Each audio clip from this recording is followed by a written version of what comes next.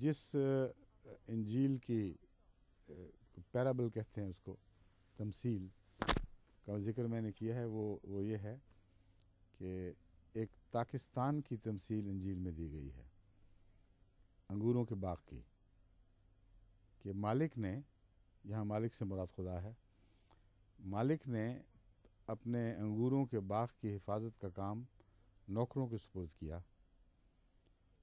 اور جو ارد گرد کے بسنے والے لوگ تھے وہ سخت باغی مزاج کے اور متشدد لوگ تھے، جابرانہ مزاج رکھتے تھے۔ انہوں نے اس باغ کو اجاڑا اور نوکروں کی کچھ پرواہ نہ کی۔ تب مالک نے اپنے بیٹے کو بھیجا تاکہ وہ باغ کی حفاظت کرے اور اس کے پھل پھول کی حفاظت کرے۔ اس سے مراد مسیح کا آنا ہے، کیونکہ وہ بیٹا کہلاتا ہے، اور انہوں نے اس کی بھی پرواہ نہ کی بلکہ اس کو ہلاک کر دیا، اور اسی طرح باغ کو اجاڑتے رہے جس طرح پہلے اجاڑا کرتے تھے۔ تب وہ مالک خود آیا تاکہ خود اپنے پھلوں کی حفاظت کرے اور مجرموں کو سزا دے۔ بس یہ جو آنا ہے یہ حضرت محمد مصطفیٰ صلی اللہ علیہ وآلہ وسلم کا آنا ہے، جن کا آنا ان معنوں میں تمثیلاً خدا کا آنا ہے۔ چنانچہ قرآن کریم اس مضمون کو یوں بیان فرماتا ہے، وَمَا رَمَيْتَ إِذْ رَمَيْتَ وَلَٰكِنَّ اللَّهَ رَمَىٰ۔ وہ بھی سزاؤں کے تیر تھے جو محمد رسول اللہ کے ہاتھوں سے چلائے گئے تھے۔ وہ مٹھی جس میں کنکر اٹھائے گئے اور کفار مکہ کی طرف پھینکی گئی، وہ سزاؤں کی مٹھی تھی، اور اللہ فرما رہا ہے کہ تیرے ہاتھ نے یہ سزا نہیں دی، میرے ہاتھ نے سزا دی ہے۔ جو کنکر تو نے ان پر پھینکے وہ خدا کی طرف سے برس رہے تھے۔ چنانچہ اس کی تائید میں یہ الہی نشان ظاہر ہوا کہ بڑے زور سے کنکر اٹھائے ہوئے آندھی مسلمانوں کے لشکر سے دشمن کے لشکر کی سمت میں چل پڑی، اور اس کی وجہ سے وہ نیم اندھے ہو گئے اور لڑنے کی ہوش نہ رہی۔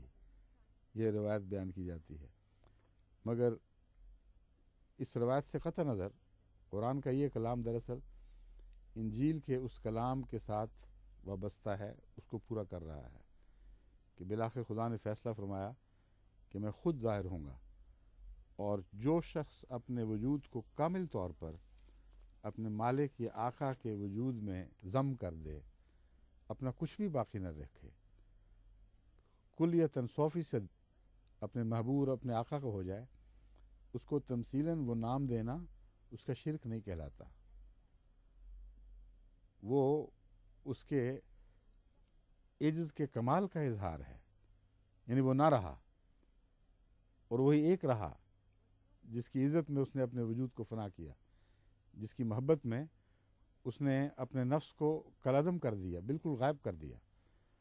بس یہ تعلیم نعوذ باللہ شرک کی تعلیم نہیں، کیونکہ محمد رسول اللہ صلی اللہ علیہ وآلہ وسلم سے بڑھ کر نہ کوئی مواحد پیدا ہوا، نہ کسی نے توحید کے لیے ایسی غیرت دکھائی، نہ کسی نے توحید کے لیے اتنی عظیم قربانیاں پیش کیں جیسا کہ حضرت اقدس محمد رسول اللہ صلی اللہ علیہ وآلہ وسلم نے پیش فرمائی۔ بس یہ مراد ہے انجیل کے احکام کا، اس کی پیشگوئیوں کا پورا ہونا۔ اس وقت تک یہ کتاب نہیں ٹلے گی، اور جب وہ پوری ہو جائیں گی تو پھر خدا کی بادشاہت اس کو تھمائی جائے گی جو اس بادشاہت کا اس کائنات میں سب سے زیادہ اہل ہے۔ تو فرماتے ہیں، حضرت مسیح فرماتے ہیں، بس جو کوئی ان چھوٹے سے چھوٹے حکموں میں سے کسی کو بھی توڑے گا اور یہی آدمیوں کو سکھائے گا، وہ آسمان کی بادشاہی میں سب سے چھوٹا کہلائے گا، لیکن جو ان پر عمل کرے گا اور ان کی تعلیم دے گا وہ آسمان کی بادشاہی میں بڑا کہلائے گا۔ حضرت مسیح موعود علیہ الصلوۃ والسلام نے جو اس بارے میں ہمیں تعلیم دی، اب میں اس کی طرف جماعت کو متوجہ کرتا ہوں۔ وہی تعلیم جو 5ویں باب، متی کے 5ویں باب میں مسیح کی ملتی ہے، وہی مضمون حضرت مسیح موعود علیہ الصلوۃ والسلام توریت کی بجائے قرآن کے حوالے سے، اور اگلے نبیوں کی بجائے حضرت محمد رسول اللہ صلی اللہ علیہ وآلہ وسلم کے حوالے سے پیش فرماتے ہیں۔ قرآن مجید خاتم الکتب ہے، اس میں اب ایک شوشہ یا نقطہ کی کمی بیشی کی گنجائش نہیں. اور یہاں کوئی شرط نہیں رکھی کہ جب تک پورا ہو جائے، جب تک وہ دل نہ ٹل جائے. آخری کامل بلا شرط کلام ہے، کبھی کوئی گنجائش نہیں ہے. قرآن مجید خاتم الکتب ہے، اس میں اب ایک شوشہ یا نقطہ کی کمی بیشی کی گنجائش نہیں ہے. حضرت محمد رسول اللہ صلی اللہ علیہ وآلہ وسلم خاتم الانبیاء ہیں. آپ کی ذات میں دین کامل ہوا ہے، اور آپ کے دین میں ایک شوشے، ایک نقطے کی نہ اضافے کی گنجائش ہے، نہ کمی کی گنجائش ہے. پھر ازالہ اہام جلد اول، یہ ملفوظات جلد 8 سے لیا گیا تھا والا، صفحہ 245. ازالہ اہام جلد اول صفحہ 137 و 139 پر یہ عبارت درج ہے. اور ہم پختہ یقین کے ساتھ اس بات پر ایمان رکھتے ہیں کہ قرآن شریف خاتم کتب سماوی ہے، اور ایک شوشہ یا نقطہ اس کے شرائع اور حدود اور احکام اور اوامر سے زیادہ نہیں ہو سکتا اور نہ کم ہو سکتا ہے.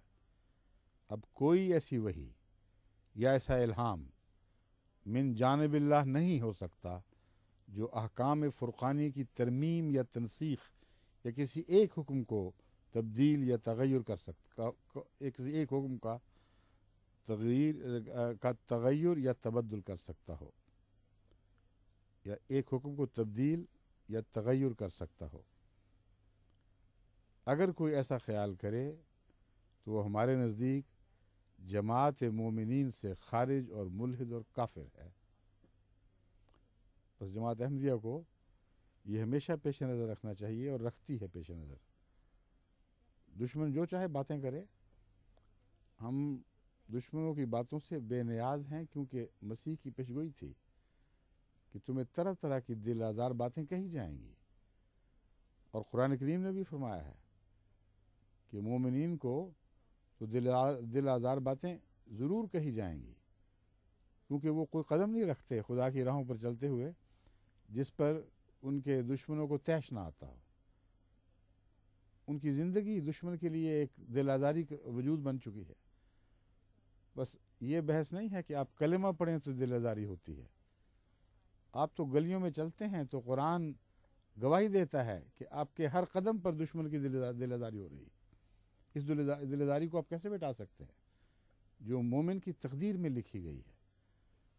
بس آپ دل آزاری کی خاطر قدم نہیں رکھتے، لیکن وہ قدم جن لوگوں کے لیے دل آزاری مقدر ہے ان کو بہت تکلیف پہنچاتے ہیں. بس یہ ہے وہ صورت، دشمن کی باتوں سے دلگیر نہ ہوں اور ان آسمانی نصائح پر مضبوطی سے قائم ہو جائیں. یہ وہ عروہ وثقیٰ ہے جس کو ہاتھ ڈال دیں گے تو اس کا ٹوٹنا مقدر نہیں ہے. یہ ہو نہیں سکتا کہ یہ ہاتھ چھوٹ جائے، یا یہ عروہ، یہ کڑا جو آسمان سے اترا ہے، قرآنی تعلیم کا کڑا، محمد رسول اللہ صلی اللہ علیہ وسلم کا وسیلہ، یہ کبھی ٹوٹ سکے.